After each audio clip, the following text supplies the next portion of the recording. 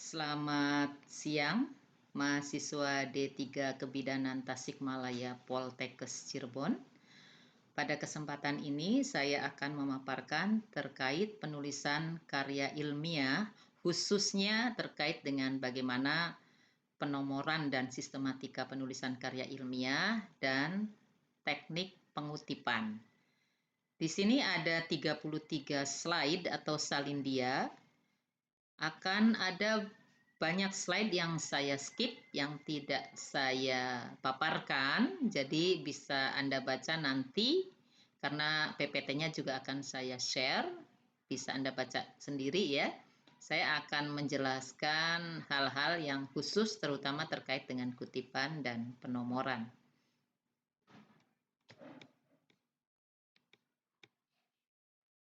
Nah, ini ada banyak hal sebetulnya yang dipaparkan di dalam salindia ini terkait dengan pengetikan dan karakteristik karya ilmiah. Silakan bisa Anda baca sendiri ya di PPT-nya. Kemudian ada juga prosedur ketentuan penyusunan karya ilmiah, bagaimana cara membuat judul ya. Kemudian juga ada cara penulisan karya ilmiah, termasuk juga bagaimana menulis kulit luar atau covernya. Ini disesuaikan dengan gaya selingkung dari kampus atau prodi masing-masing. Berikutnya adalah jumlah halaman ya. Kemudian teknik pengetikan ini juga saya skip. Nah, ini juga yang perlu saya kemukakan terkait dengan penomoran ya, sistem penomoran. Dari hasil membaca tugas-tugas kalian di GCR, saya menemukan ada beberapa penulisan penomoran yang tidak konsisten. Jadi ada dua tipe, boleh kita menggunakan sistem digital, penomoran digital. Jadi misalnya bab 1, kemudian bab 1 itu kan ada pendahuluan ya, pendahuluan atau latar belakang. Nah, latar belakang berarti karena dari bab 1 berarti latar belakangnya adalah 1.1. Lalu rumusan masalah berarti 1.2. Kalau ada rincian terkait dengan rumusan masalah, berarti rumusan masalah yang pertama adalah 1.2.1. Rumusan masalah yang kedua 1.2.2. Begitu ya. Kalau kita menggunakan sistem penomoran dengan sistem digital ya, angka. Nah, kalau kita ingin menggunakan sistem penomoran yang berseling, mau menggunakan angka dan juga huruf ya, maka yang pertama adalah misalnya bab 1 pendahuluan. Nah, berarti latar belakangnya adalah A, kan begitu ya. Latar belakangnya A, kemudian B-nya adalah rumusan masalah. Nah, kalau ada beberapa rumusan masalah, misalnya ada 3 rumusan masalah, berarti 1, 2, 3. Kalau misalnya di bab lain ada perincian, ya, perincian lagi, misalnya di kajian teoretis misalnya ya. Nah, kajian teoritis yang pertama berarti kan kajian teoritis misalnya di bab 2. Berarti kajian teoritis yang pertama adalah A. Kalau kita mau menggunakan sistem berseling ya. A. Kajian teoritis terkait dengan misalnya kebidanan ya. Kemudian B. Terkait dengan asuhan kebidanan misalnya. Nah, berarti kalau misalnya ada rincian lagi, 1 ya.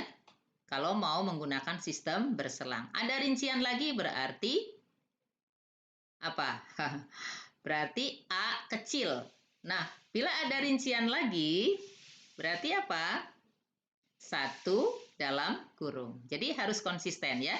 Semua penomoran bab 1 sampai bab terakhir itu harus konsisten. Apakah mau menggunakan sistem berseling antara huruf dan angka atau yang digital ya, angka semuanya. Silakan, itu harus konsisten.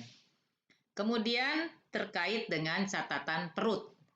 Catatan perut ini adalah salah satu jenis mengutip ya, yang kita masukkan di dalam catatan makalah kita atau tulisan makalah kita. Berhubungan dengan kutipan atau rangkuman yang digunakan untuk mendukung ide atau gagasan yang kita sampaikan. Pengutipan adalah penggunaan teori, konsep, ide, dan lain-lain yang sejenis yang berasal dari sumber lain, baik secara langsung maupun tidak langsung. Semua pengutipan harus disertai perujukan. Jika tidak, dianggap melanggar etika penulisan ilmiah. Jadi sumber rujukan kalau kita mengutip, itu harus dicantumkan. Jenis kutipan yang pertama adalah kutipan langsung. Kutipan langsung adalah kutipan yang ditulis sama persis dengan sumber aslinya, baik bahasa maupun ejaannya. Jadi kutipan langsung itu kita tidak boleh mengubah sedikit pun walaupun hanya titik atau koma ya. Lalu biarkan saja walaupun misalnya ada penulisan kata yang tidak baku itu harus kita kutip persis aslinya. Itu kutipan langsung ya, kaidah untuk penulisan kutipan langsung. Nah, bagaimana kita bisa menulis kutipan langsung? Yaitu apabila yang kita kutip itu kurang dari 5 baris. Berarti 1, 2, 3, sampai 4 baris itu boleh menggunakan teknik pengutipan secara langsung. Jadi caranya harus ditulis berintegrasi ke dalam teks ya. Jadi spasinya sama, bias marginnya juga sama. Lalu ciri kutipan langsung adalah menggunakan tanda petik 2 ya. Jadi kalau ada tanda petik 2 itu berarti kalau ada sumber rujukannya itu berarti tanda kutipan langsung. Sumber rujukan ditulis langsung bisa sebelum atau sesudah teks gagasan. Nah, sumber rujukan ditulis di antara tanda kurung, dimulai dengan nama akhir sebagaimana tercantum dalam daftar pustaka, lalu diikuti tanda koma, tahun terbitan, titik 2, spasi, dan diakhiri dengan nomor halaman. Jadi urutannya penulis, tahun, dan halaman. Ini bisa kita terapkan ketika sumber kutipannya atau penulisnya kita tulis di akhir pendapatnya. Nah, masih terkait dengan kutipan langsung. Kutipan langsung ini bisa juga 5 baris ke atas ya, tetapi nanti teknisnya berbeda, yaitu ditulis terpisah dari teks, dimulai 7 ketukan dari batas tepi kiri sumber rujukan, ditulis langsung sebelum teks kutipan. Apabila pengutip perlu untuk menghilangkan beberapa bagian kalimat, pada bagian itu diberi titik ya sebanyak 3 buah. Jadi kalau yang kita hilangkan hanya beberapa bagian dalam satu kalimat, ya, berarti titiknya cukup 3 ditambah 1 titik lagi untuk mengakhiri kalimat. Bila ingin menghilangkan 1 kalimat atau lebih pada bagian yang dihilangkan tersebut, diganti dengan titik-titik sepanjang 1 kalimat. Jadi kalau yang kita hilangkan 1 kalimat atau lebih pada sumber rujukan aslinya, maka kita bisa menggantinya dengan titik-titik sepanjang 1 baris. Nah, kita juga bisa memberikan tanda sik ya, diikuti tanda seru di dalam kurung, menandai adanya kesalahan dalam kalimat. Jadi kalau ada penulisan yang salah atau tanda baca yang salah dari sumber aslinya, kan kita tidak boleh mengubah sedikit pun, maka